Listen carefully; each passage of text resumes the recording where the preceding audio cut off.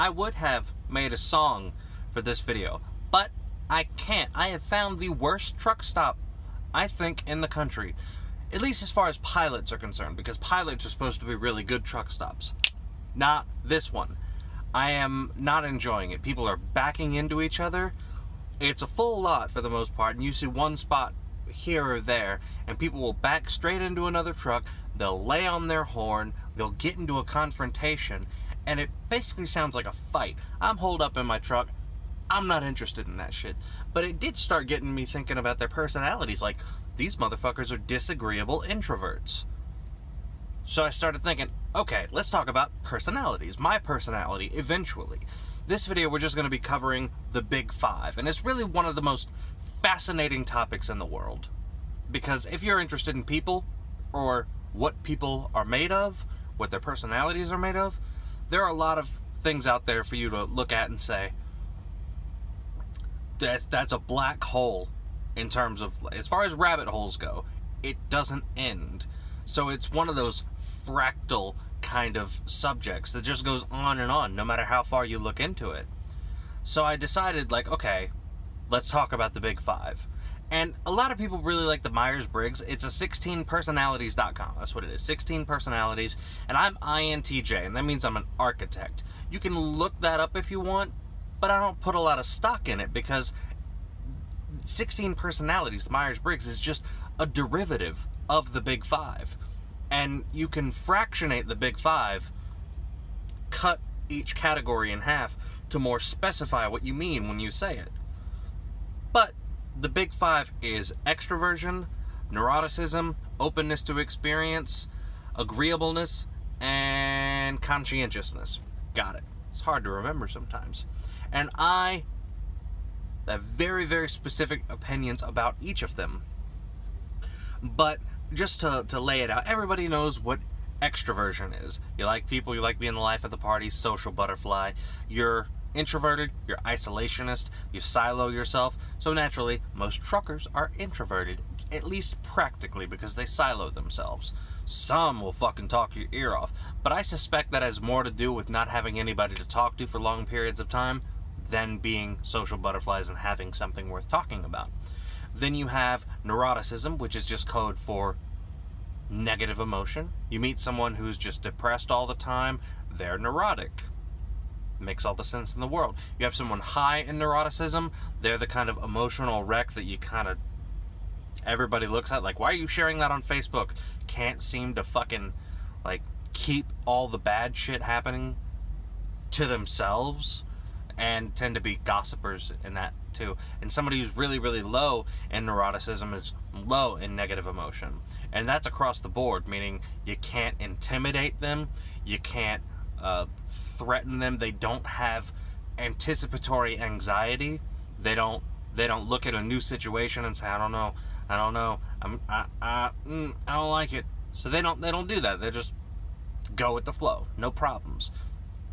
People who are open to experiences, that's just the creative and intelligence meter for the most part. If you're high in openness, you're probably creative and intelligent, and if you're low in openness, you're probably more average in IQ and not creative. The vast majority of people aren't creative. I don't know where people got this idea. That's probably that quote, like, if you judge a fish by its ability to climb a tree, you will think it's stupid. And people end up looking at something like that and say, you're creative in your own way. It's like, statistically, probably not. So openness is what, covers those particular regions. And then you have extroversion, conscientiousness, hard workers. People who are conscientious need to be doing something with their time. And that fractionates into industriousness and the disgust sensitivity, which is orderliness. So, I mean, industriousness, having profitable ideas and wanting to be managerial versus wanting to be clean. It's the kind of like OCD versus workaholic kind of thing that fractionates into. So I've covered extroversion. Agreeableness, maybe it's the last one. I don't know if I've covered 4 others yet.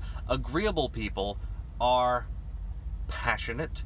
They love other people. They are nurturing. Women are more agreeable than men. And they are interested in people and truly interested in. If somebody who's really agreeable asks you how they are, they want to know. So tell them. They'll love to listen. And then you have disagreeable people. And disagreeable might be like low in agreeableness is what it actually is. Because all the big five have positive correlations.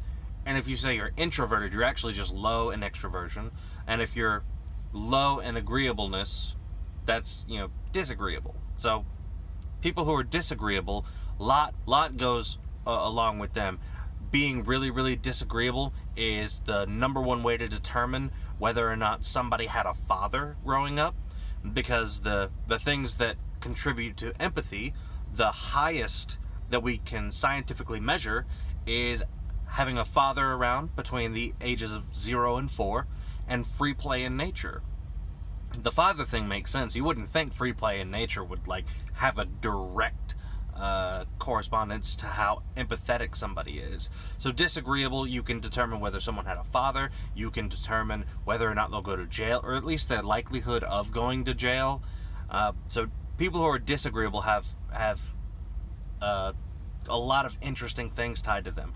Instead of being interested in people like agreeable people are, disagreeable people are interested in ideas. So it's really interesting to look at, somebody at one of these truck stops causing all this shit and thinking about, okay, where do they fall on that? And it's just something that kind of fascinates me when I meet people.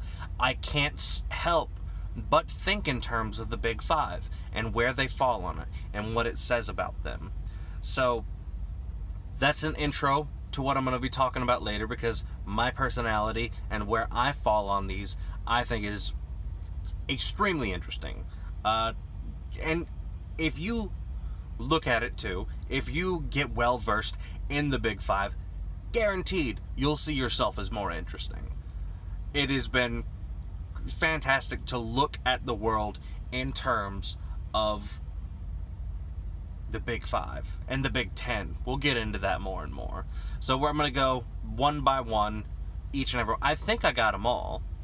Agreeableness, neuroticism, extroversion, conscientiousness. I always forget.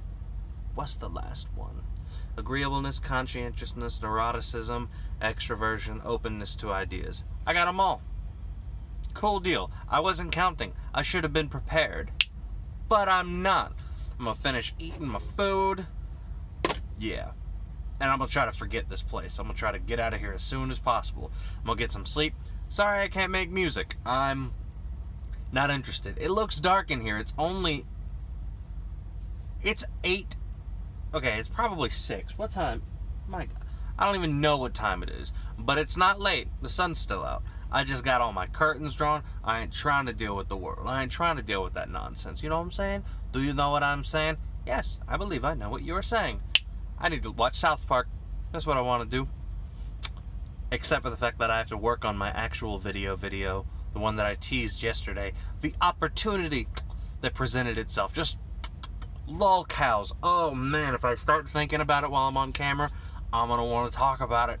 And I can't. My name's Dashing Grizzly. I'm in Oak Creek, Wisconsin.